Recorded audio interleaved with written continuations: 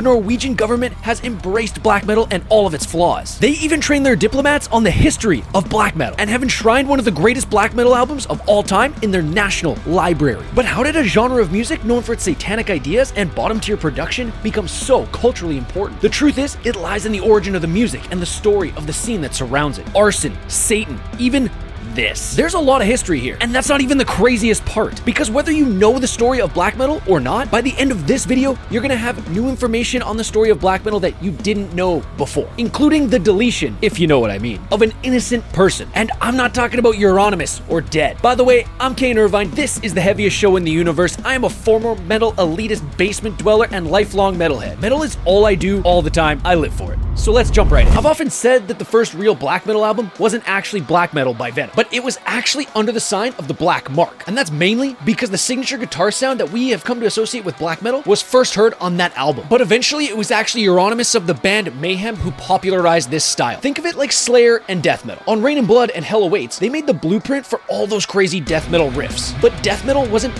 actually realized until Scream Bloody Gore. Well, it's the same with Euronymous and black metal, and it's really him that the scene revolves around. This is super important to note for points later on in the video, and I'm going to tell you exactly why in a second. You see, from his record store Helvete, which is Norwegian for hell, to his deletion at the hands of the infamous Euronymous, and the insane antics of his band Mayhem, Euronymous was the linchpin for all of this. What's absolutely insane though, is the fact that Euronymous used the self-deletion of his bandmate Dead to pump his image and the whole black metal scene in 1991. Before Dead's self-deletion, black metal wasn't yet what we'd come to know it as. Things in the scene kind of picked up steam after that, mostly because Euronymous used the event as a way to spread the message of black metal. This would be like James Hetfield offing himself and then Kirk Hammett taking photos of it to pump the hype of Master of Puppets. It was around this time that we really saw the whole satanic imagery thing really come into play. Euronymous portrayed himself as misanthropic, a true Satan worshiper. And this is where arson and straight up deletion of innocent people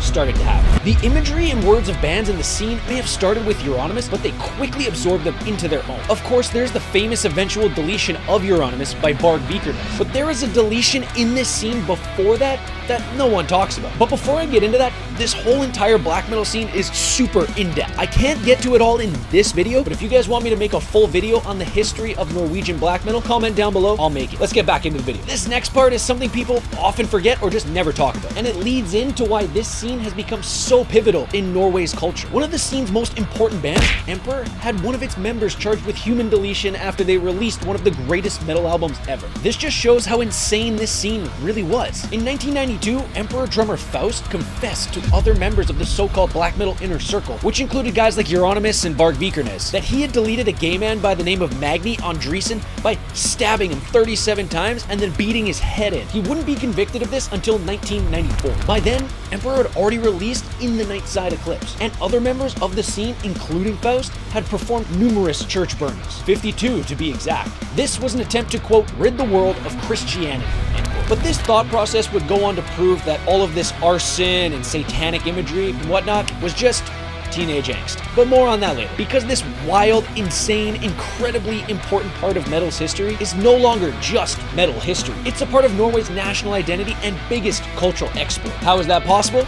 I'm gonna tell you. Norway has taken what was an angsty, satanic, and murderous time in its history and made it their national identity. Back in 2011, Norway started educating its diplomats on the history of black metal. They know and love the stories of how it came to be. At the time, the head of Norway's Foreign Center for Excellence, who is now an ambassador to the UN, said this about black metal's cultural relevance. Quote, "We now have 106 foreign service missions, and they get many inquiries from people who want information about Norwegian black metal as a phenomenon. In the training program, we have a large cultural program in order to give the trainees a good understanding of Norwegian culture and the cultural industry. Black metal is clearly a part of this. It's insane that the government actually supports this abrasive music and embraces it. But it gets crazier. Reading about all of this was mind-blowing. On Norway's official tourism website, visitnorway.com, they advertise bus tours that take you on a black metal tour of sorts. They show all these epic sites like the old Helvete record store, and even a ton of sites where churches were burned down and built back up. To top this all off, on the same website, they also advertise tons of epic metal festivals like the Inferno Festival. Think about all the awesome epic metal that's come out of USA,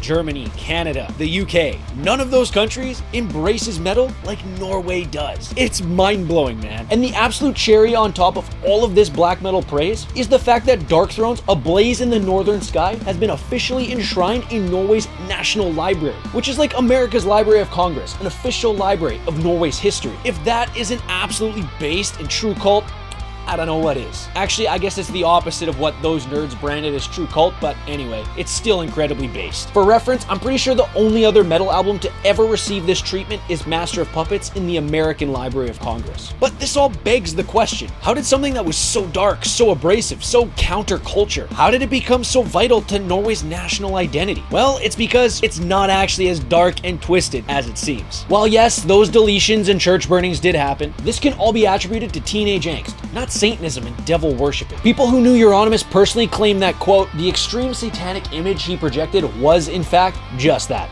A projection which bore little resemblance to his real personality. This comes from folks like Varg Vikernes, the bassist for Mayhem Necrobutcher, and others. The police officers investigating the murder of Euronymous and the church burnings even said that they found no real evidence of Satanism. And Faust, who was indeed convicted of murder, says, quote, for most of us, it was all a big hype. The leader of the misanthropic Luciferian world order even said this, quote, it meant a lot as long as it lasted. Back then, in 1991, things mainly concerned black metal and ideological Satanism, not so much practical Satanism. It grew quickly to become a sort of black metal army, and kind of stood and fell with Euronymous and his shop. Therefore, it vanished with his death in '93.